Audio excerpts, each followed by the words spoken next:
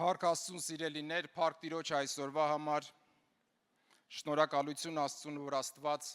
այսօրը պարգևել է մեզ, եւ շնորհակալություն, որ մենք արտոնություն ունենք լինելու իր տան մեջ, լինել իր ընտանիքը, իր զավակները եւ իր տան մեջ իրեն փառաբանել ու երկրպագել, ամեն։ Վերջերս կարդում էի 5 կտակարանում մի հատված, որտեղ մի խոսք, որ ասում է ապրողն է քեզ օրհնելու։ Միգուցե ինչ-որ առիթով սրան կանդրադառնամ հետագայում, որովհետև հասկացա, որ սրտից մի բան կպավ ու մնաց այդտեղ։ Ես գնացի առաջ, բայց այդ մնաց։ Ձեզ հետ էլա չէ, տենց պատահում, որ Աստծո խոսք կարդալուց մի բան մնում է։ Դուք գնում եք առաջ, բայց մի բան մնում է։ Ապրողն է քեզ օրհնելու։ Եվ եթե մենք այսօր օրհնում ենք Աստծուն, դա վկայում է, որ մենք ապրում ենք, որ մենք կենդանի ենք ու նրանով ենք կենդանի։ Ամեն, եւ կենդանի ենք նրան օրհնելու համար։ Օրհնյալ լինի նրա անունը, եւ օրհնյալ լինեք դուք բոլորդ սիրելիներ։ Ուզում եմ անցնել Աստծո խոսքին, կարդալ Եսայա մարգարեության 39-րդ գլխից 1-ից 8 հատվածը։ Սա մեր հիմնական խոսքը կլինի, որոշ տեղեր կպտտվենք, բայց կվերջացնենք նորից սրանով։ Այդ ժամանակ Բաղադանի որդի Մարովդակ Բաղադանը, Բաբելոնի թագավորը նամակներ եւ ընծաներ ուղարկեց Եզեկիային, որովհետեւ լսել էր, թե հիվանդ էր եւ առողջացել է։ Եվ Եզեկիան ուրախացավ դրանց համար ու նրանց ցույց տվեց իր գանձատունը, արծաթը, ոսկին, բոլոր խնկեղենները, պատվական յուղը, իր ամբողջ զինանոցը եւ իր գանձարաններում գտնվող ամեն բան, իր տանը կամ իր թագավորության մեջ ոչինչ չմնաց, որ Եզեկիան ցույց չտար նրանց։ Եվ Եսայի մարգարեն եկավ Եզեկիա թագավորի մոտ եւ ասաց նրան.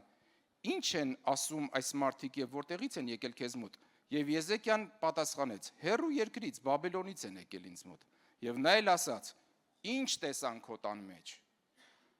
Եվ Եզեկիան ասաց. «Ինչ որ կա տանս մեջ,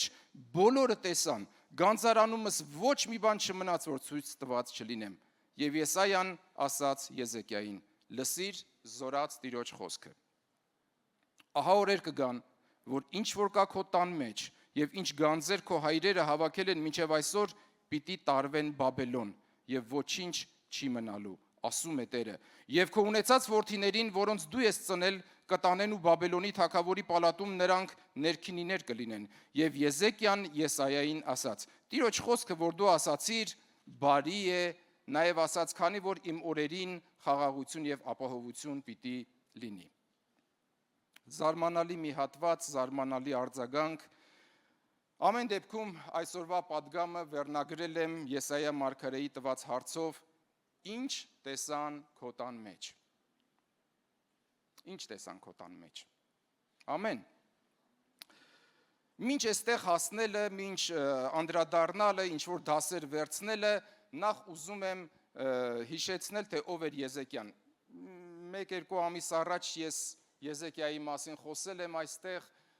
երբ Եզեկիայի եւ Սենեքերիմի, Ասորեստանի թագավոր Սենեքերիմը երբ հարձակվել էր Հուդայի վրա, մի քանի բան ուղղակի ուզում եմ հիշեցնել։ Եզեկիայի մասին հիմնականում գրված է 4-րդ թագավորաց 18-ից 20 գլուխներում, երկրորդ մնացորդաց 29-ից 32 գլուխներում եւ Եսայա մարգարեության 38-39 գլուխներում։ Իդեպ, ինչպես միշտ ուզում եմ հիշեցնել, որ եթե թագավորաց գրքերից ինչ-որ բան մենք կարդում ենք, ուզում ենք սերտել,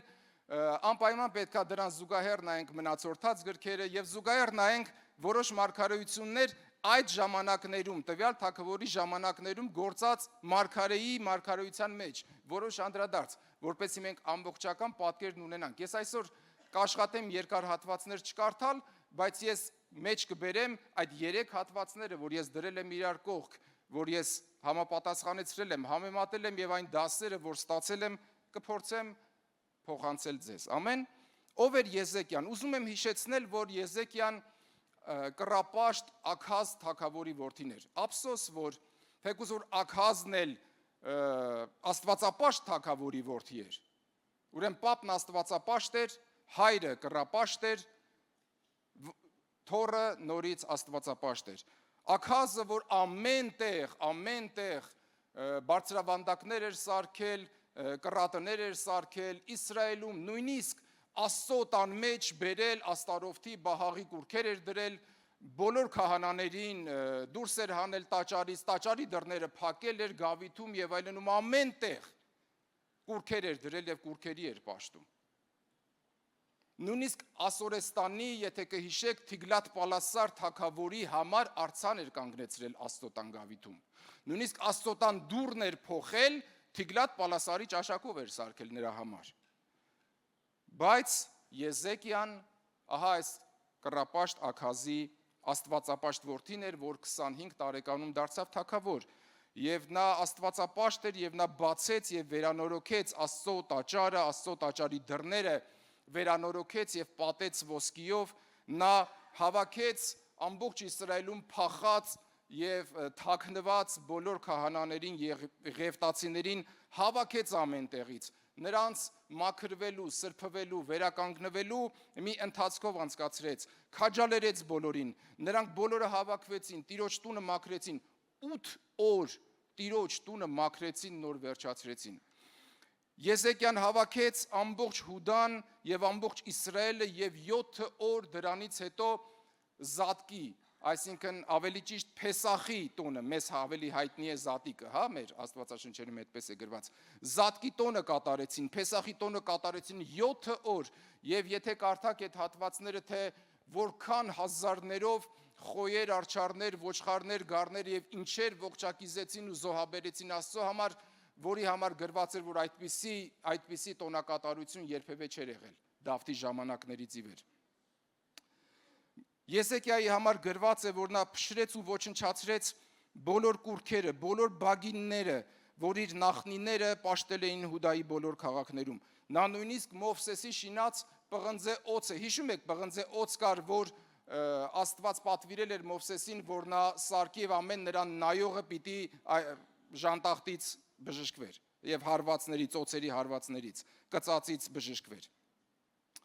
Այդ պղնձե օծը, որ մինչ այդ կար եւ խունկ էին ծխում եւ դրան էլ պաշտում էին արդեն որպես կուրք, գրված է պղնձե օծն էլ կտոր արեց, փոշիացրեց եւ ոչնչացրեց։ Եզեկիայի համար կվկայվի, որ Տիրոջը հարեց ու նրան հետևեց, պահեց Տիրոջ բոլոր պատվիրանները, ուստի Տերը նրա հետ էր եւ ուր էլ որ գնում էր հաջողություն էր գտնում։ Տերը նրան հաջողություն էր տալիս։ Օրհնյալ լինի Աստված եւ օրհնյալ լինի Եզեկիան։ Ամեն։ Փառք Տիրոջը։ Դրանից հետո տեսնում ենք, որ Հուդայի վրա հարձակվում է Ասորեստանի Սենեքերիմ թագավորը, ինչի մասին խոսել էի, հարկ է դնում Իսրայելի վրա եւ այդ ճգնաժամային իրավիճակում, երբ անընդհատ նա իր Սենեքերիմը պատգամավորներին ուղարկում էր, որ գային եւ ժողովրդի սիրտը կոտրեին, տկարացնեին, վախացնեին, շարունակաբար եւ նամակ էր ուղարկել Ռապսակի ձեռքով, իր ծառայի ձեռքով, եւ տեսնում ենք այդ ճգնաժամային իրավիճակում, երբ Եզեկիան վերցնում այդ նամակը եւ դիմում է Եսայա մարգարեին եւ գնում ընկնում Աստծո տան մեջ, նամակն էլ մեկնում Աստծո առաջ, փռվում Աստծո առաջ եւ խնդրում Աստծո ողորմությունը եւ Տիրոջ խոսքը գալիս է մարգարեի միջոցով Եզեկիային, որ նա այս քաղաքը Սենեքերիմ, այս քաղաքը չի մտնելու եւ մեկ նետ էլ չի արձակելու, ես նրան մի լուր եմ ուղարկելու, մի իրադարձություն է տեղի ունենալու, որ վերադառնալու է իր երկիրը եւ այնտեղ էլ ես նրան սպանելու եմ։ Եվ իրականում ինչ է տեղի ունենում Աստծո խոսքի համաձայն, մեկ գիշերվա մեջ Աստծո հրեշտակը մտնում է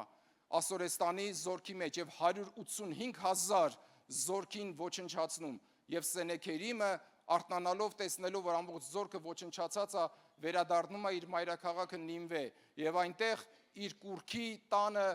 պաշտամունք մատուցելու ժամանակ իր որդիները իրեն սպանում են։ Ամեն։ Ինչի համար սա ասեցի, որպեսզի մենք հասկանանք, թե ով էր Եզեկիան, ինչ ընթացքով էր անցնում, ինչպիսի մարդ էր, ինչ հաջողություններ ուներ, ինչ աստվածպաշտություն ուներ, ինչ հարաբերություն ուներ Աստծո հետ։ Եզեկիան Աստծո մարդ էր, աստվածապաշտ մարդ էր։ Եվ նորից ուզում եմ ասեմ, նա հարեց Տիրոջը, նրան հետևեց, պահեց նրա պատվիրանները, դրա համար էլ Տերը նրա հետ էր եւ ուր գնում էր նա հաջողություն էր գտնում։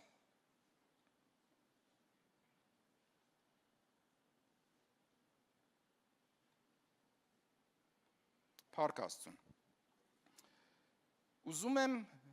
դրանից հետո մի իրադարձություն է տեղի ունենում, որ գրված է Եսայա 38-րդ գլխում, երկրորդ մնացորդացում էլ կա, 4-րդ թագավորացում էլ, բայց կարդում եմ այս մի հատվածը, որտեղ շատ բան կրկնվում է։ Այդ օրերին դրանից հետո Եզեկիան մահամերձ հիվանդացավ, եւ Ամովսի որդի Եսայի մարգարեն եկավ նրա մոտ ու ասաց. այսպես է ասում Տերը, տունդ կարգի բեր, որովհետև պիտի մեռնես, չպիտի ապրես։ Այն ժամանակ Եզեկիան իր երեսը դեպի պատը շրջեց, աղոթեց Տիրոջը, արտասվեց ու ասաց. աղաչում եմ Տեր, հիշիր, որ քո առջև հավատարմությամբ ու կատարյալ սրտով քայլեցի եւ քո աչքերին հաճելի եղածը կատարեցի, եւ Եզեկիան դառնապես լաց եղավ։ Ապա Տիրոջ խոսքը Եսայային եկավ ասելով. գնա ու Եզեկիային ասա. այսպես է ասում Տերը, քո հայր Դավթի Աստվածը, քո աղոթքը լսեցի, արտասուքդ տեսա, եւ ահա քո օրերին 15 տարի պիտի ավելացնեմ։ Քեզ եւ այս քաղաքը պիտի ազատեմ Մասորեստանի թագավորի ձեռքից, եւ այս քաղաքը պիտի պաշտպանեմ, եւ Տիրոջ կողմից թող սա նշան լինի քեզ, թե Տերը իր ասածն անելու է։ Ահավասիկ Աքազի արևի ժամացույցի վրա ընկած ստվերը 10 աստիճան ետ պիտի շրջեմ, եւ արևը ետ դարձավ 10 աստիճանով, այն աստիճաններով, որ իջել էր։ Առաջի բանը, որ ուզում եմ ասել, գիտեք, աստվածապաշտ մարդկանց կյանքում էլ դժվարություններ են գալիս։ Սա մի կարևոր բան է, որ մենք պիտի իմանանք։ Ժողովողն ասում է, բաներ կան, որ պատահում են արդարին, թեկուզ որ սազական էին ամբարշտին։ Եվ բաներ կան, որ ամբարշտի հետ են պատահում, որ ավելի սազական էին արդարին։ Կյանքն այնպիսի բան է։ Թեկուզ որ աստվածապաշտ էր, Տիրոջն էր հարում, բայց մեկ էլ եկավ մի ժամանակ, մահամերձ հիվանդացավ եւ Տիրոջ խոսքն էլ եկավ մարգարեի միջոցով, որ տունդ կարգի դիր, հարցերդ լուծի,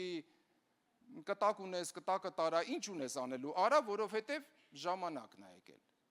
Պտտվեց, դառնապես լաց եղավ, խնդրեց, աղաչեց Տիրոջը,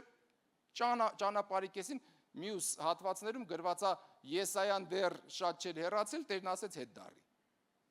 Հետ դառի, լսեցի իմ ժողովրդի առաջնորդի աղոթքը, գնա ասա 15 տարի ավելացրել եմ։ Եվ այնտեղ որոշ հատվածներում գրված է 4 թուզ վերցրեցին, դրեցին վերքի վրա, լավացավ, վերջապես։ Ինչն է ինձ այստեղ հետաքրքրել։ Այդ 15 տարին Եզեկիան ապրում էր Աստծուց ստացած իր բոնուս 15 տարի կյանքը։ Համաձայն եք, բոնուս է։ Այսօր բոնուսը մենք հասկանում ենք ինչա։ 15 տարի բոնուս է։ Քեզ համար ժամանակդ որոշված էր, Տիրոջ խոսքը կար,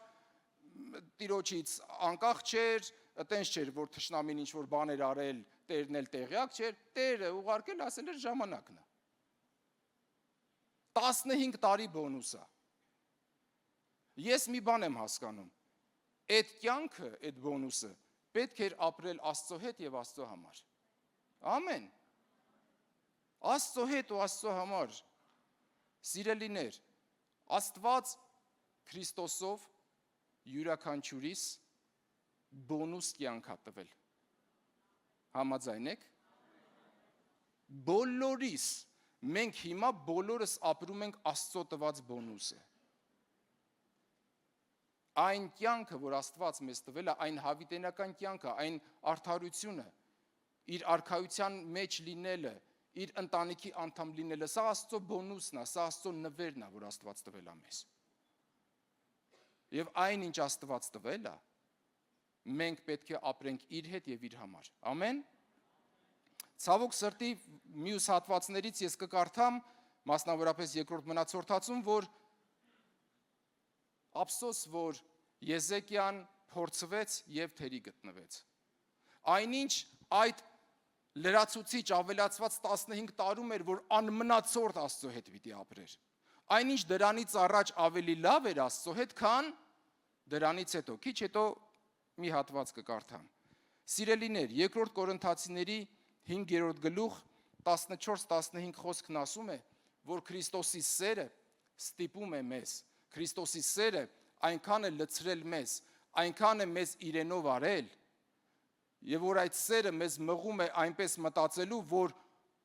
նա ով մեռավ մեզ համար, մենք բոլորս էլ մեռած էինք եւ նա մեզ համար մեռավ, որպեսզի մենք այսուհետ մեզ համար չապրենք, այլ նրա համար ապրենք, ով մեռավ ու հարություն առավ մեզ համար։ Ամեն։ Քրիստոսի սերը ով ճաշակել է, այդ սիրո նպատակն է, որ մեզ համոզի, որ մենք այսուհետ մեզ համար չապրենք, այլ նրա համար ապրենք, ով մեռավ ու հարություն առավ մեզ համար։ Ամեն։ Տիրոջ համար ապրենք։ Եզեկիան էլ ստացել էր բոնուս կյանք։ Նա պիտի, ես կարծում եմ, որ այլ տարբերակ չկար, այդ կյանքը ամեն օրը, ամեն վայրկյանը պետք էր ապրել Աստծո հետ, Աստծո համար։ Բայց ափսոս, որ այդտեղ մի փոքր խնդիր տեղի ունեցավ, որի մասին գրված է երկրորդ մնացորդաց, ես այստեղ կարդամ,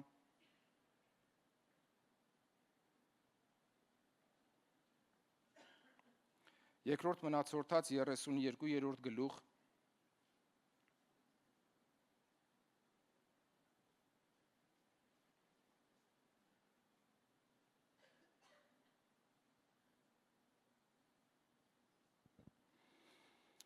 քսանչորս խոսքից։ Այդ ժամանակներում Եզեկիան մահամերձ հիվանդացավ եւ աղոթեց Տիրոջը, Տերը խոսեց նրա հետ եւ մի նշան ցույց տվեց նրան, բայց Եզեկիան իր նկատմամբ եղած բարերարության համեմատ չհատուցեց Տիրոջը, որովհետեւ նրա սիրտը հպարտացավ եւ Տիրոջ բարկությունը իջավ նրա վրա, ինչպես եւ Հուդայի եւ Երուսաղեմի վրա։ Սակայն Եզեկիան զղջաց իր սրտի հպարտության համար եւ խոնարհվեց, նույնպես եւ Երուսաղեմի բնակիչները, որի համար էլ Եզեկիայի օրոք Տիրոջ բարկությունը չիջավ նրանց վրա։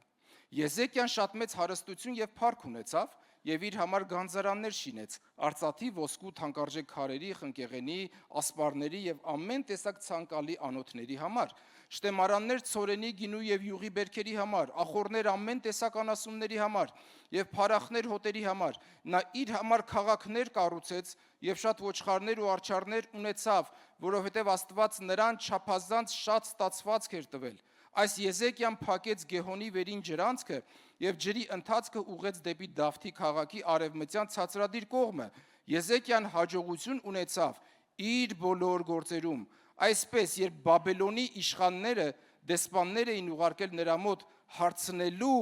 նրա հաջողության մասին, որ տեղի էր ունեցել նրա կյանքում, Աստված նրան թույլ տվեց, որ նրան փորձի եւ իմանա այն ամենը, ինչ կար նրա սրտում։ Որոշ բաներ, որոշ հատվածներ, որոշակի մանրամասնություններ են ներկայացնում, գրված է, որ Բաբելոնի թագավորը ուղարկել էր իր դեսպաններին, որոնք եկան, որոնք ամենը նրա գանձարաններում տեսան, որի համար նա հանդիմանություն ստացավ մարգարեից, այստեղ բացահայտում է, որ նա հպարտացել էր ու գոռոզացել։ Իրականում Աստված շատ մեծ հարստություն ու փառք էր տվել նրան, բայց Աստված հատուկ թույլ էր տվել, որ այդ մարդիկ գան, որպեսզի փորձեր Եզեկիային եւ նրա սրտի մեջի եղածը իմանար։ Ափսոս, որ Եզեկիան փորձվեց եւ թերի գտնվեց։ Ափսոս, որ այդ թերի գտնվելու ընթացքը տեղի ունեցավ այն ժամանակ, երբ նա իր բոնուս կյանքն էր ապրում, Աստծուց ստացած։ Մի քանի դասեր, որ այս հատվածներից վերցրել եմ, նախ ուզում եմ ասել, որ Եզեկիա թարգմանաբար նշանակում է Աստված իմ զորությունն է։ Այս այնքան կարևոր է։ Դուք գիտեք, որ հին կտակարանում մասնավորապես Աստվածաշնչի մեջ անունները շատ կարևոր են եւ անունները նշանակություն ունեն։ Եզեկիա նշանակում է Աստված իմ զորությունն է։ Սա այնքան հրաշալի բան է, որ մարդը ապրի այնպես, որ Աստված իր զորությունն է։ Ամեն։ Բաբելոն թարգմանաբար նշանակում է խառնակություն, խառնաշփոթ, մոլորություն։ Մարովդակ նշանակում է դա բաբելոնյան պատերազմի կուռքի անունն է։ Բաղադան նշանակում է ավերածություն եւ տրտմություն բերող։ Այն ժամանակ Բաբելոնի, Մարովդակ, Բաղադան թագավորը նամակներ ու ընծաներ ուղարկեց Եզեկիային, որովհետև լսել էր, թե հիվանդ է եւ առողջացավ։ Ով էր նամակ ուղարկողը, ով էր ընծաներ ուղարկողը, խառնակության, խառնաշփոթի, մոլորության, ավերածություն եւ տրտմություն բերողը։ Նամակ էր ուղարկել նրան, ում զորությունն Աստված է։ Եվ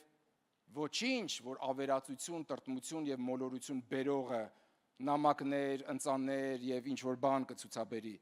ողբերգությունը կայանում է նրանում, որ նա ում զորությունն Աստված է, նա այդ նամակները կընդունի, նրանց կլսի, նրանցով կուրախանա։ Այս սա է ողբերգությունը։ 4-րդ թագավորացի հատվածում գրված է. «Եվ Եզեկիան լսեց Մարովդակ Բաղադանին»։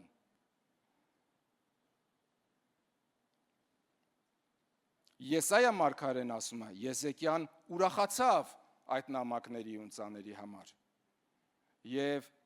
իր սիրտը բացեց, մտերմացավ եւ ամեն բան տարավ ցույց տվեց իր տան, Աստծո տան եւ ողջ գանձարանի եւ իր թագավորության մեջ, բան չմնաց, որ ցույց չտա։ Խառնաշփոթ, մոլորություն, ավերածություն եւ տրտմություն բերող թագավորը նամակներ ու ընծաներ է ուղարկել նրան, ում զորությունն Աստված է։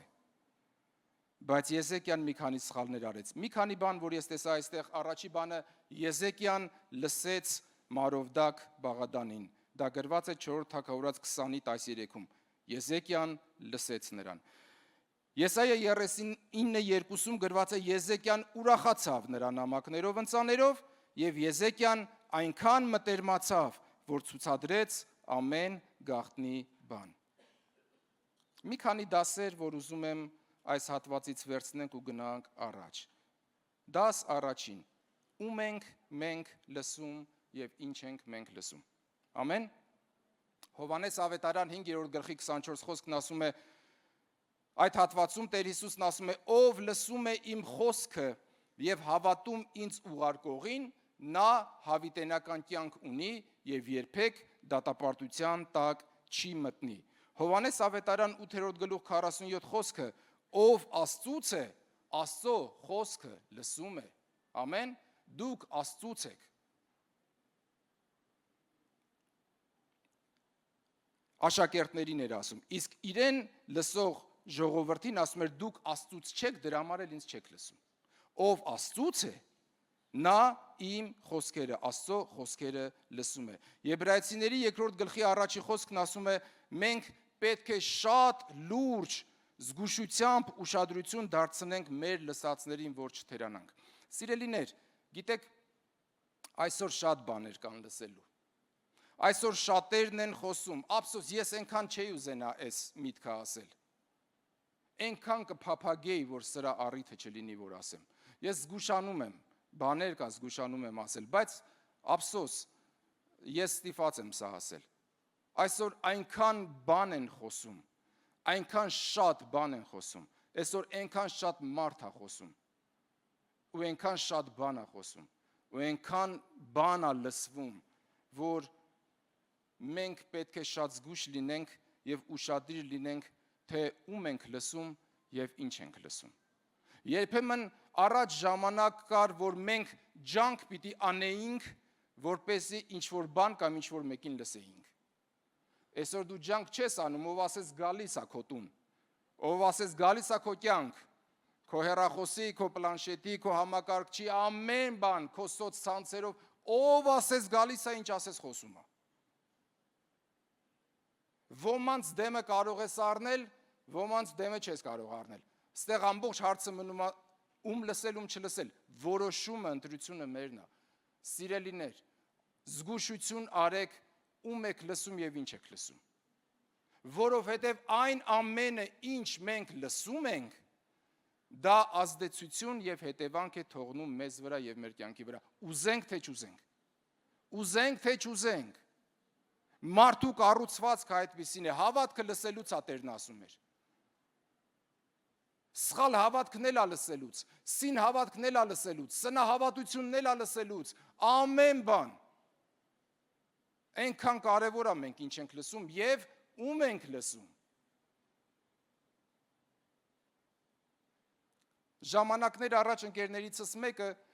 ինձ ասեց, այս մեկին լսել ես, ինչ որ մեկի անունը տվեց, այս ինչին լսել ես, այնց լավ բան էր ասում։ Ասեցի, չէ, ես իրան չեմ լսում։ Ասեց ինչի։ Ասեցի, որով անկախ նրանից ինքը ինչ կխոսա, իր կերպարը ինձ համար քրիստոնեական չի, եւ ես պարզապես որոշումով իրեն չեմ լսում։ Ես չեմ լսում, ես որոշում եմ կայացրել, չլսել։ Ինձ հետաքրքիր չի ինչ կասի ինքը։ Ամեն, որտեվ ես գիտեմ ում լսել։ Ես գիտեմ ում լսել։ Ես գիտեմ ինչի միջոցով եւ ում միջոցով է Աստված խոսում ինձ հետ ու կերակրում ինձ։ Եվ դա բավարար է ինձ։ Ես անուններ չեմ կարող տալ եւ ինձ թույլ չեմ տա։ Ոչ էլ ինչ որ բան կակնարկեմ, ոչ էլ ինչ որ ուղղորդում կանեմ, ես կխնդրեմ զգուշություն արեք։ Զգուշ եղեք ում եք լսում եւ ինչ եք լսում։ Թե ում հետ դուք պիտի ճշտեք ինչ լսել, ում լսել, դուք գիտեք ում հետ ճշտել։ Ումից խորհուրդ ստանալ, ում հարցնել, դուք բոլորդ ունեք ձեր հոգևոր առաջնորդները, ձեր հոգևոր հայրերը, ձեր ավակները, դուք գիտեք։ Իմ խնդրանքը, քաջալերանքը սա է, զգուշություն արեք ում եք լսում, ինչ եք լսում։ Գիտեք, ինձ զարմացնում է Եզեկիայի պահվածքը, երբ ճգնաժամային է իրավիճակը եւ Սենեքերիմը նամակ է ուղարկել, որի մեջ սպառնալիք կա, դու այդ վերցնում, վազում ես Տիրոջ առաջ, փռվում ես Աստծո տաճարում, ընկնում Տիրոջ առաջ, լացում Տեր, հələ տես ինչ է ուղարկել։ Բայց լիության, արքայության, փառքի, հարստության ժամանակ, երբ Մարովդակ Բաղադանն է նամակ ուղարկել, այդ նամակով չես վազում Տիրոջ առաջ։ Ինչի՞։ Դե հիմա փառքի մեջ ես, իբր թե խի տենց քեզ կարան բան ասեն, բան անեն։ Այնինչ ես կարծում եմ, մենք ամեն ժամանակ Տիրոջ առաջ պիտի գնանք։ Եվ մենք ամեն ժամանակ կարիք ունենք Տիրոջ խոսքի։ Մենք ամեն ժամանակ կարիք ունենք այդ մարգարեի միջոցով խոսքի, մենք կարիք ունենք խորհրդի, մենք կարիք ունենք լուսաբանման, լուսավորման։ Մենք կարիք ունենք Աստծո իմաստության։ Ամեն ժամանակ, թե փառքի եւ թե ճգնաժամի մեջ։ Ինչի՞ է, որ երբ մենք ճգնաժամի մեջ ենք, ուզում ենք Տեր, խոսա։ Իսկ երբ մենք փառքի մեջ ենք, մենք ենք խոսում։ Ինչի՞։ Ինչի՞ է, որ հարստության մեջ մենք ենք խոսում։ Իսկ ինչ կլինի, որ հարստության մեջ էլ Տերը խոսի, փառքի մեջ էլ Տերը խոսի, ծանր իրավիճակում էլ Տերը խոսի, ուրախության ժամանակ էլ Տերը խոսի, լացի ժամանակ էլ Տերը խոսի, ամեն ժամանակ Տերը խոսի ու մենք անենք։ Ամեն։ Օրհնյալ լինի Տերը։ Սովորենք Տիրոջը լսել, ամեն ժամանակ սովորենք Տիրոջը լսել, ոչ թե բաղադաններին։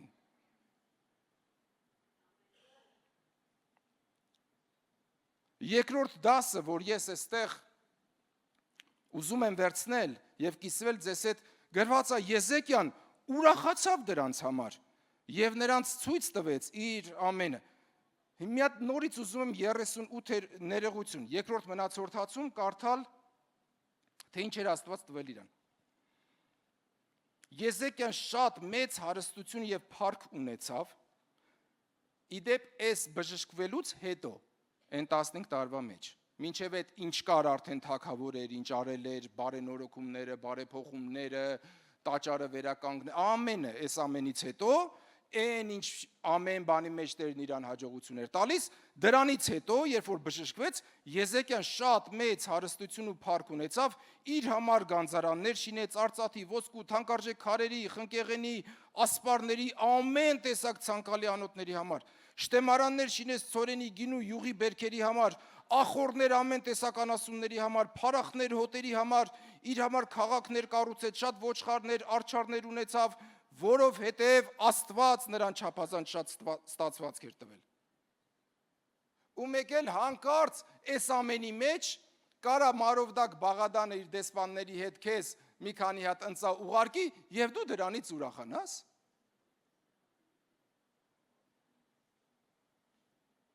Ինչպես կարելի է այս ամենի մեջ ինչ որ ընծաներով, ինչ որ կռապաշտի ընծաներով ուրախանալ։ Երբ այս ամենը տվել է քեզ Աստված։ Սկի դու դրա չափն էլ չգիտես, համրանքն էլ չգիտես, ունեցածդ պահելու, օգտագործելու, ծախսելու հնարավորությունն էլ չգիտես։ Այնքան բան կա, որ դրա համար հարյուրավոր ծառաներ կան, որոնք հսկում են այդ ամենի վրա։ Դու սկի թվին էլ տեղյակ չես։ Ու հանկարծ կարելի է ուրախանալ ինչ որ Բաբելոնի թագավորի ուղարկած ընծաներով։ Եվ այստեղ ինձ հարց է առաջացնում, ի՞նչն է ուրախացնում ինձ։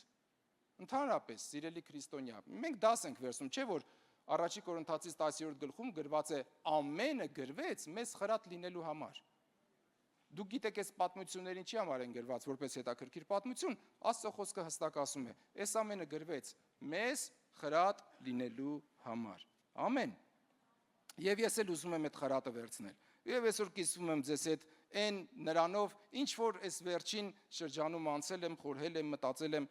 ի՞նչն է ինձ ուրախացնում, կամ ո՞րն է իմ ուրախության աղբյուրն ու պատճառը, կամ ով է իմ ուրախության աղբյուրն ու պատճառը։ Արդյոք Տիրոջ կողմից շատ օրհնված, հաջողություն, հարստություն ստացած մարդը կարող է ուրախանալ աշխարհի ընծաներով կամ աշխարհի խոսքով։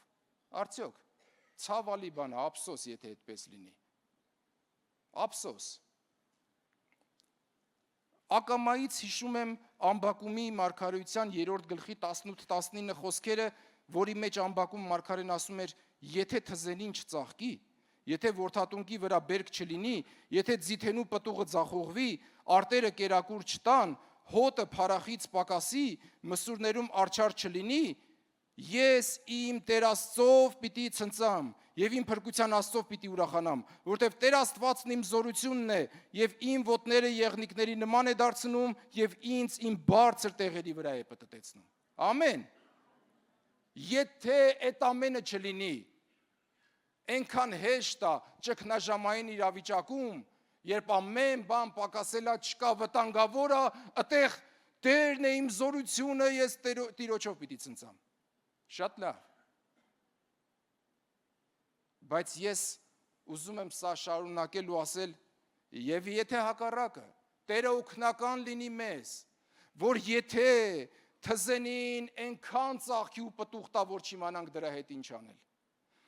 Եթե որդատունկի վրայի բերքը շատ առատ լինի, եթե ձիթենու պտուղը շատ առատ լինի, եթե արտերը բազմապատիկ կերակուր տան, եթե հոտը այնքան շատանա, որ փարախում չտեղավորվի, եթե մսուրներում արջառը չտեղավորվի, ես այդ ժամանակ էլ իմ Տեր Աստծով պիտի ցնծամ ու ուրախանամ։ Ամեն, ոչ թե դրանով, այլ իմ Տեր Աստծով, ով այդ ամենը տալիս է ինձ։ Միշտ թվում է, թե ճգնաժամային իրավիճակում դժվար է Տիրոջը հուսալ, Տիրոջը կանչել։ Այնինչ լիության ժամանակ է քննվում, փորձվում մարդը, թե Տիրոջը կհիշի, թե չէ։ Եվ սա որոշումի հարց է, սիրելիներ։ Ես մտածում եմ, որոշումի հարց է, Տեր օգնական եղի, որ թե լիության եւ թե պակասության ժամանակ, թե առողջության, թե հիվանդության ժամանակ, թե հարստության, թե աղքատության ժամանակ ես քեզանով պիտի ցնծամ, որովհետև դու ես իմ Աստվածը, դու ես իմ զորությունը, ամեն, ամեն, օրհնյալ լինի Տերը։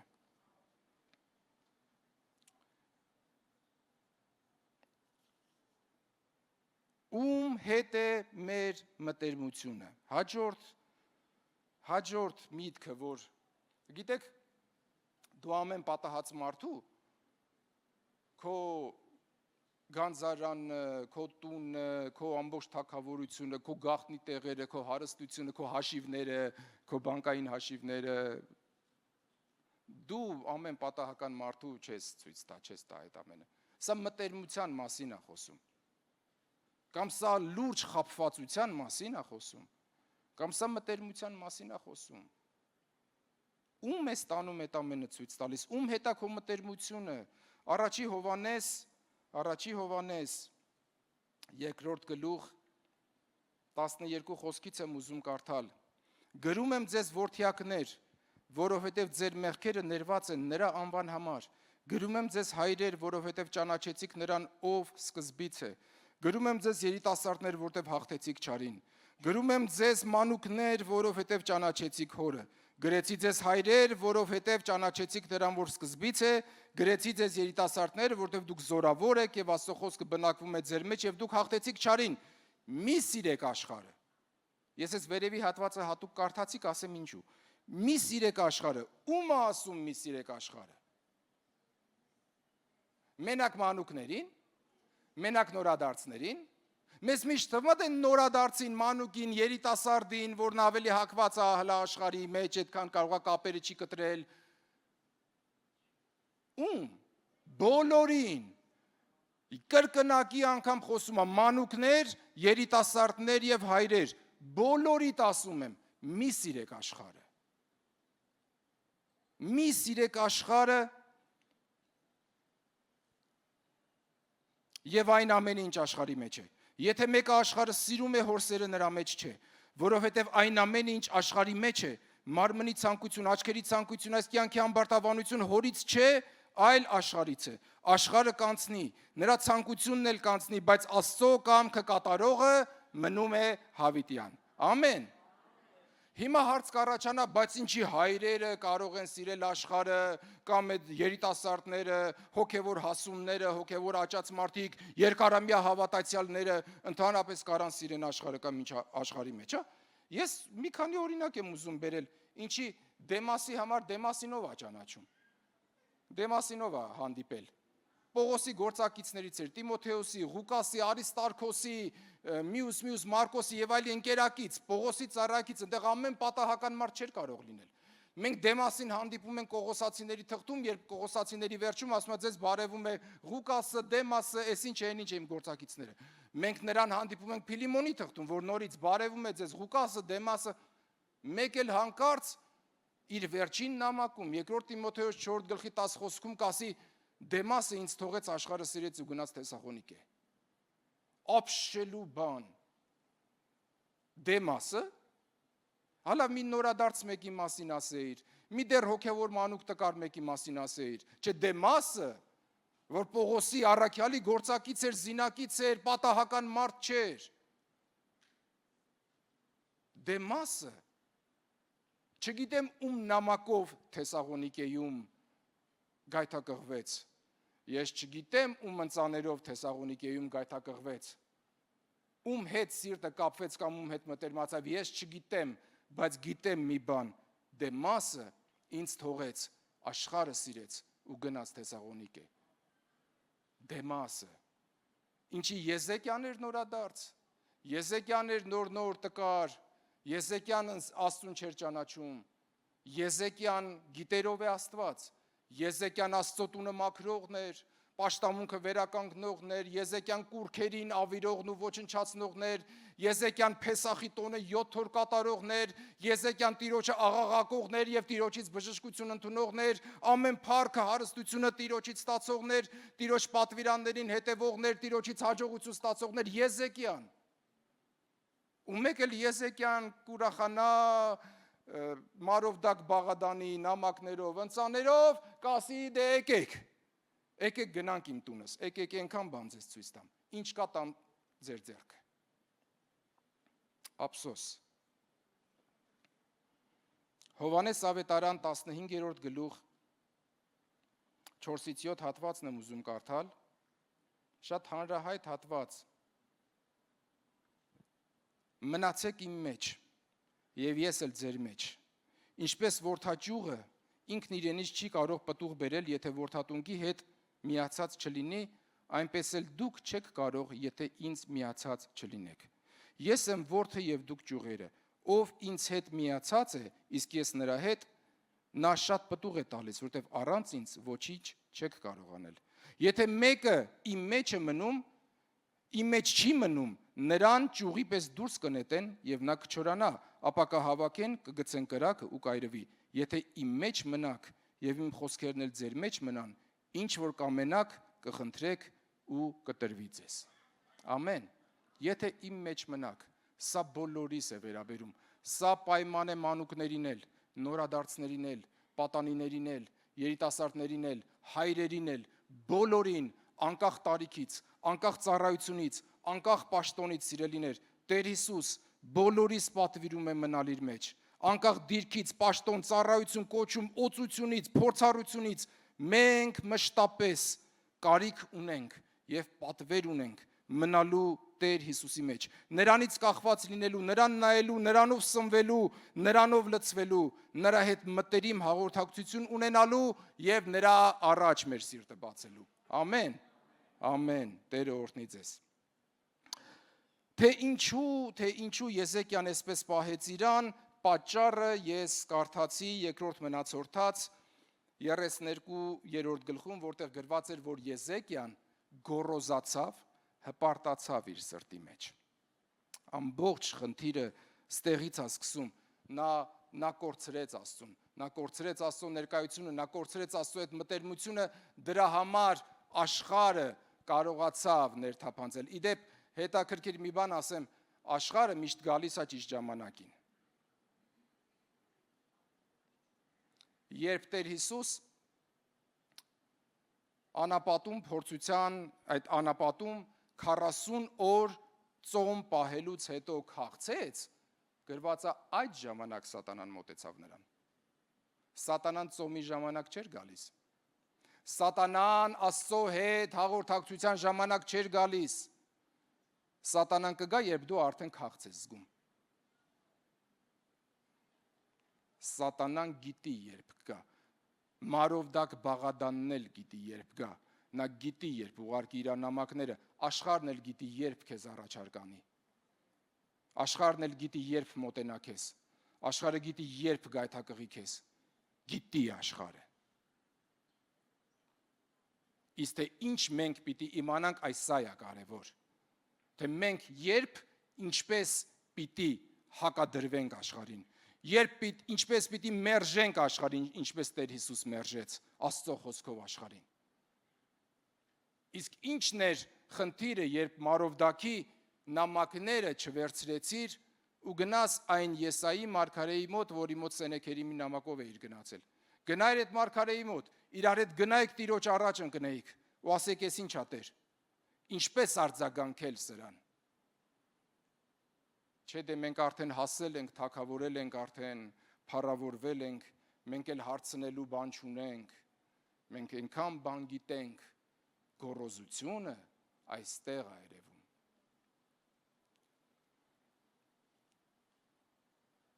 Եզեկիան իր համար գրված է 32-րդ գլխում, Եզեկիան Աստծո կողմից իրեն ցույց տրված բարիքի համեմատ չհատուցեց Տիրոջը, քանի որ իր սիրտը գոռոզացել էր։ Նա շատ հարստություն ու փառք ուներ, բայց փաստը նա է, որ այդ ամենը նրան տվել էր Աստված։ Եվ իրականում գրված է, որ Բաբելոնի թագավորի մարդիկ իրականում չէին եկել, դա ընդամենը կեղծ էր, կեղծավորություն էր, որ վայ, լսել ենք, որ դու բժշկվել ես, եկել ենք, նամակներ ենք բերել, մեր թագավորից ընծաներ ենք բերել, այն որ մաղարիչ են բերել, վայ ինչ լավ է, ինչ ուրախ ենք, որ դու առողջացել ես։ Իրականում սա կեղծավորություն էր։ Իրականում գրված է, նրանք եկել էին հետախուզելու, նրանք եկել էին հասկանալու, թե այս ամեն հարստությունը, փառք, այս հաջողությունը որտեղից, ոնց ստացվեց այս ամենը։ Եկել էին այդ ամենը հետախուզելու։ Սիրելիներ, հերթական դասը, որ ինձ համար վերցրել եմ եւ ուզում եմ կիսվել ձեզ հետ։ Աշխարհը երբեք չի ուրախանալու մեր հոգևոր հաջողություններով եւ Աստծո հետ մեր մտերմությամբ։ Նա ամեն բան կառաջարկի, միայն թե մեզ հեռացնի կենթանի Աստծուց եւ նրա հետ մտերմությունից։ Ամեն։ Աշխարհը երբեք չի ուրախանալու քո հոգևոր հաջողություններով։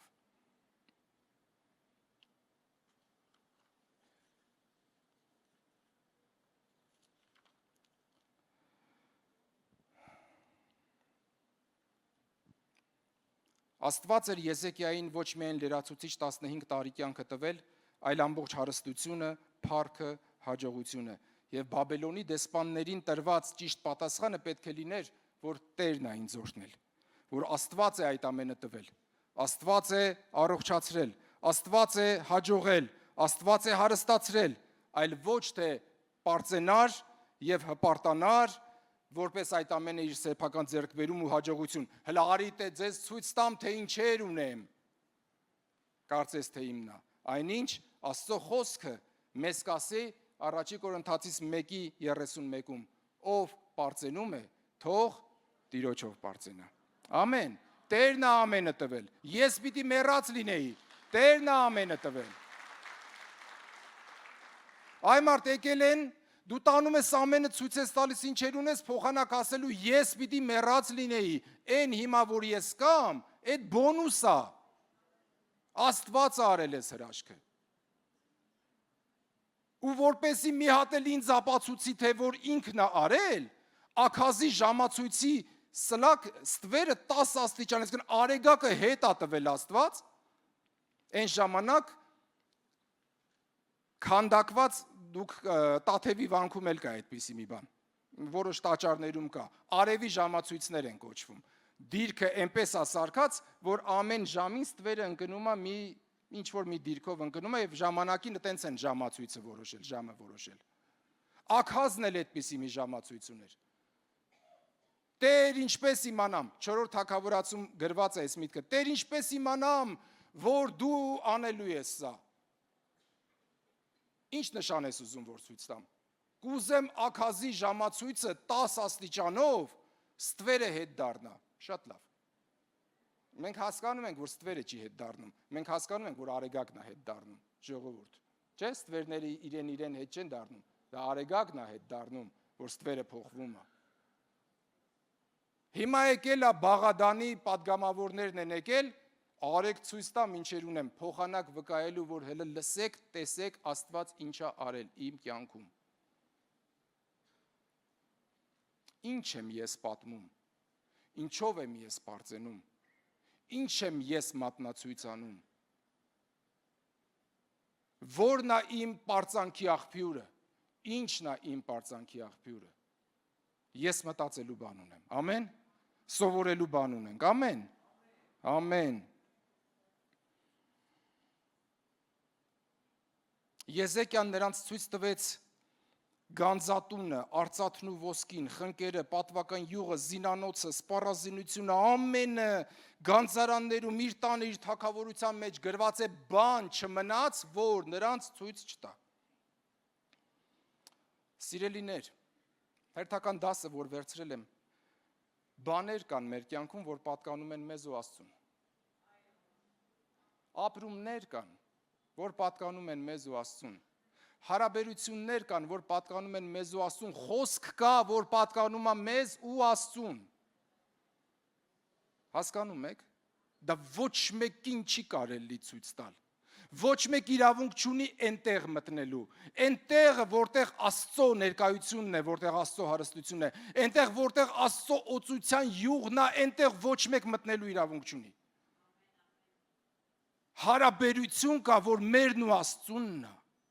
և դա աշխարհի առաջ բացել, փռել ու նրանց հրավիրել է տեղ, դա հանցագործություն է, ուր ես աշխարհին տանում քո սիրտը, որ Աստծունն է, ուր ես աշխարհին տանում այն գաղտնի ներքին սենյակի այն թաքուն տեղերը, որտեղ Աստված է փափագում լինել, ես չգիտեմ քանի անգամ է ստացվել, որ թույլ տաս Աստված մտնի տեղ, ուր ես աշխարհին տանում այդտեղ,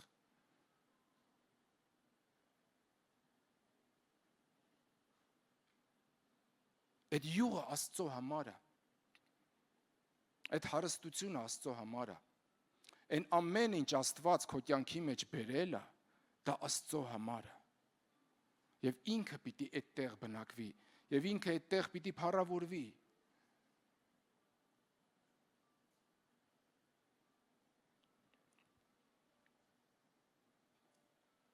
աշխարհին երբեք մի տար այնտեղ, որտեղ միայն Տերն է արժանի լինելու, մի այլ տեսանկյունից էլ եմ ես խոսքը ուզում նայել, ինչ-որ մեկիս կարող է ինչ-որ բան ասի, տանդ եղածը, տանդ պահիր, տանդ եղածը դուրս մի հանիր, Լավն էլ, վատն էլ քոնն է։ Ամեն։ Միտք առնում ես ինչ եմ ասում։ Շատն էլ, քիչն էլ քոնն է։ Գեղեցիկն ու տգեղն էլ քոնն է։ Հաղթանակն ու պարտությունն էլ քոնն է։ Հաջողությունն ու ձախողումն էլ քոնն է։ Ավելին ասեմ, եկեղեցում եղածն էլ քոնն է։ Եկեղեցում եղածն էլ եկեղեցում պահիր։ Եկեղեցուց դուրս մի հանիր։ Եկեղեցին էլ իմ տունն է, եկեղեցին էլ քո տունն է։ Եկեղեցում եղածը եկեղեցում պահի։ Ամեն։ Ինչ որ բան ասեցի։ Պիտի խնդրեմ փառաբանությունը վերև գա։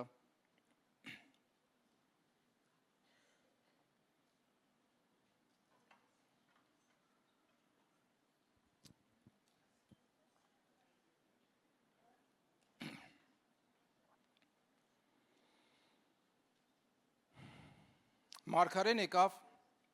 Եզեկիայի մոտ, այս մարգարեներն էլ մեկ-մեկ ընենց անսպասելի ու առանց կանչելու են գալիս։ Բայց օրհնյալ լինի Աստված, որովհետև մարգարեին ուղարկողը Տերն է։ Ամեն։ Տերը գիտի երբ ուղարկի իր մարգարեին։ Մարգարեն կգա Եզեկիայի մոտ եւ նրան հարց կտա. Ինչ տեսան քո տան մեջ։ Այսօրվա վերնագիրներ, ինչ տեսան քո տան մեջ։ Եզեկիան ասաց, ինչ որ կա տանս մեջ բոլորը տեսան, գանձարանումս, ամենը, ոչ մի բան չմնաց։ Այդ ամենը տանելու են, որովհետև այն ամեն ինչ Աստված տվել էր, այն ամեն ինչ պատկանում էր Աստծուն, հանեցիր, փռեցիր աշխարհի առաջ։ Այն ամեն թանկ բաները, որ Աստված տվել էր, տվեցիր աշխարհին։ Ամենը տանելու են, դու ամենը կորցնելու ես։ Բայց այս հարցը ուզում եմ տալ, ինչ տեսան քո տան մեջ։ Ինչ են մարդիկ տեսնում մեր կյանքում, մեր տան մեջ։ Հարց եմ ուզում տալ, ինքներս մեզ հարց տանք, ինչ են մարդիկ տեսնում մեր կյանքում։ Արդյոք մեզ հետ հանդիպողը հանդիպում է Աստծուն։ Արդյոք մեզ հետ հանդիպողը հանդիպում է Աստծո գործին մեր կյանքում, այն ինչ որ Աստված արել է։ Մարովդաքի պատգամավորներն եկել էին, որ դու նրանց ասեիր, որ հիմա, որ ես ապրում եմ, սա Տիրոջ հրաշքն է։ Ժամացույցն էլ ձեզ վկա։ Ինձ հետ հանդիպողը ինչին է հանդիպում իմ կյանքում։ Հանդիպում է Աստծո գործին։ Հասկանում է ինչ է արել Աստված իմ կյանքում։ Ինչ է տեսնում իմ տան մեջ ինձ հետ հանդիպողը։ Արդյոք ինձ հետ հանդիպողը տեսնում է Աստծո ձեռագիրը։ Արդյոք ինձ հետ հանդիպողը, ես ինձ եմ հարց տալիս, դու կարող ես քեզ հարցը տալ։ Արդյոք ինձ հետ հանդիպողը տեսնում է Աստծո թողած հետքը իմ կյանքում։ Արդյոք ինձ հետ հանդիպողը հանդիպում է Աստծո որակներին իմ կյանքում, թե շատ կրոնական բաների բացի Աստծուց։ Ափսոս, ցավով եմ ասում, շատ քրիստոնյաների կամ որոշ քրիստոնյաների կյանքում ամեն տեսակ կրոնական բանի կարող ես հանդիպել բացի Աստծուց։ Դատարկ մեծ խոսքերի։ Ոմանք սկի բարևի տեղը բարև չեն ասի, ասեն խաղաղություն ձեզ։ Այնինչ իրանք խաղաղության հետ բացարձակ կապ չունեն։ Մի քիչ խաղաղություն կարելի է ունենալ եւ ասել բարև։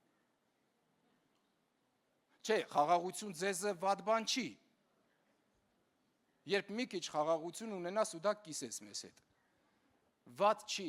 Ես ինչ եմ ուզում ասել։ Ամեն տեսակի կրոնական լեքսիկոնի կարելի է հանդիպել բացի իրական Աստծուց։ Այնինչ ես կուզենայի իրական Աստծուն հանդիպել։ Եվ կուզենամ ու ամեն ջանք անում եմ,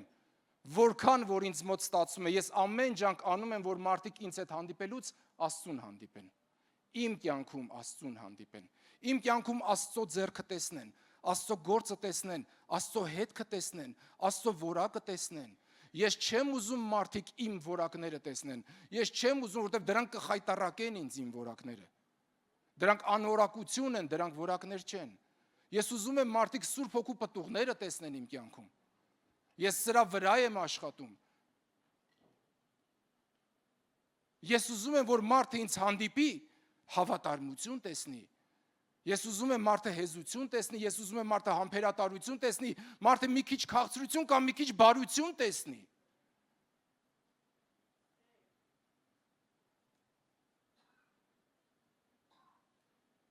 Ինչ են տեսնում քո տանը։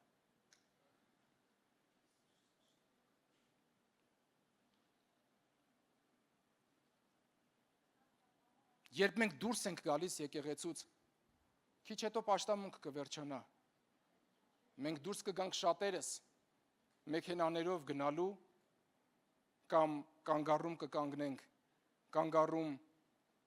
Աստծուն կտեսնեն մեր մեջ կամ ավտոբուս նստելուց։ Մենք իրար կզիջենք, թե առանց իրար տեղ տալու իրար վրայով կնստենք ավտոբուս։ Ես չգիտեմ։ Իսկ աշխատանքի վայրում կամ ձեր մուտքում, կամ ձեր շենքում, կամ մեր բակում ինչ տեսան քո տան մեջ, երբ նրանք եկան։